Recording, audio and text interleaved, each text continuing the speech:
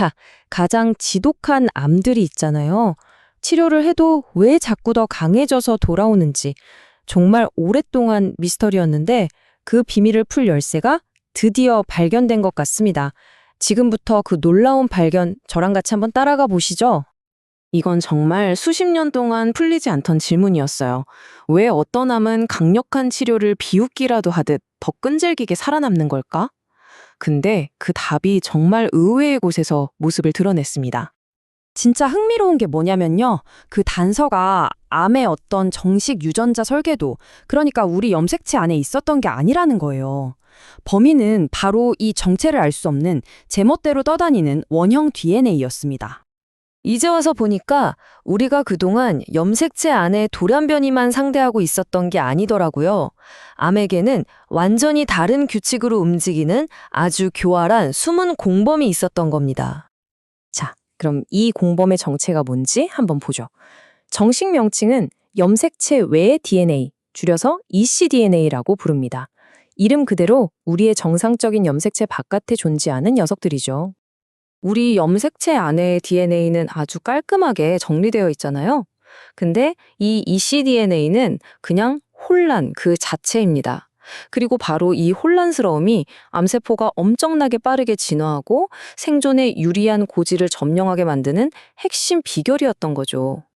그러니까 핵심은 바로 이 둘의 차이입니다.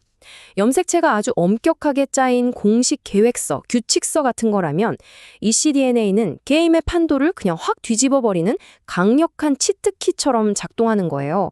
완전히 다른 존재인 거죠. 그 차이가 눈으로 보면 이렇게나 극명합니다. 왼쪽이 질서정연하게 유전자가 복제되는 모습이라면 오른쪽은 통제 불능 상태로 폭발적으로 증식하는 ecDNA의 혼돈, 그 자체를 보여주고 있습니다. 그럼 이 공범이 대체 얼마나 널리 퍼져 있는 걸까요? 이걸 알아내기 위해서 연구진들이 이 분야에서는 정말 전례 없는 규모의 대추적에 나섰습니다. 자그마치 15,000명에 가까운 환자들의 방대한 유전체 데이터를 샅샅이 분석했어요. 한 명 한 명의 데이터가 모여서 정말 거대한 그림을 만들어낸 거죠. 그리고 그 데이터를 통해서 39가지나 되는 다른 종류의 암에서 이 ecDNA가 어떻게 활동하고 있는지 보여주는 세계 최초의 ecDNA 암 지도를 완성하게 됩니다. 와, 근데 그 결과가 정말 충격적이었어요. 전체 중량의 17% 이상. 그러니까 암 환자 6명 중 1명은 몸 안에 이 위험한 DNA 공범을 데리고 있었던 셈입니다. 생각보다 훨씬 많죠?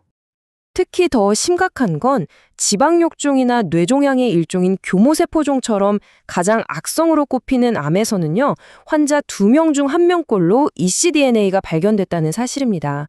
거의 절반에 육박하는 거죠. 그렇다면 이 악당, 이 ecDNA는 정확히 어떤 방식으로 암을 돕는 걸까요? 연구 결과를 보니까요, 이 녀석들한테는 3가지 아주 핵심적인 초능력이 있었습니다. 첫째, 암의 성장에 터보 엔진을 달아주고요. 둘째, 우리 몸의 방어 시스템을 교묘하게 무력화시킵니다. 그리고 마지막으로 유전적인 혼돈 그 자체를 지휘하죠. 자, 하나씩 자세히 들여다볼까요? 첫 번째 능력은요, ecDNA가 암한테 잘하라, 더 잘하라 하고 명령하는 종양 유전자를 위한 거대한 증폭기 역할을 한다는 겁니다. 이걸 수십, 수백 배로 복제해서 퍼뜨리니까 종양이 훨씬 더 공격적으로 변할 수밖에 없는 거죠. 두 번째 능력은 정말 교활합니다. ecDNA를 가진 종양의 3분의 1 이상은요, 단순히 성장 유전자만 가진 게 아니었어요. 우리 몸의 방어 체계를 파괴하고 무력화시킬 수 있는 유전자까지 함께 가지고 다녔던 겁니다. 그리고 이게 바로 그 결과입니다.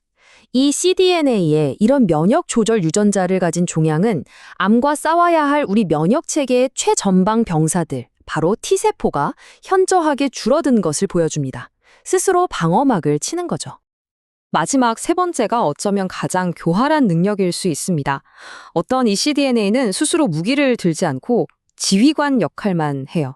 이게 무슨 말이냐면 세포 곳곳에 숨어있는 다른 암 유전자들을 깨우는 원격 스위치를 대량으로 만들어내서 혼돈을 조율한다는 겁니다. 자, 이제 가장 중요한 질문에 도달했습니다. 이 모든 사실이 환자에게는 과연 어떤 의미를 가질까요? 데이터는 냉정하게 말해줍니다. 이 ecDNA의 존재는 암이 더 많이 진행되었음을 의미하고요. 치료에 대한 저항성, 그리고 다른 장기로의 전이와도 관련이 깊었습니다. 그리고 안타깝게도 환자의 전체 생존 기간 단축과도 뚜렷한 연관성을 보였습니다.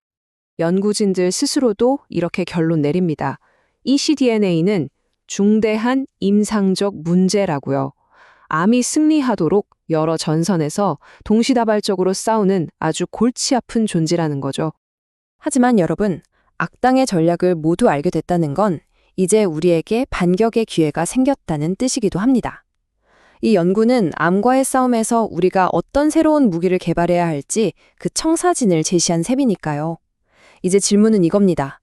이 새로운 지식을 가지고 우리는 과연 암의 이야기를 어떻게 새로 써내려고 할 수 있을까요?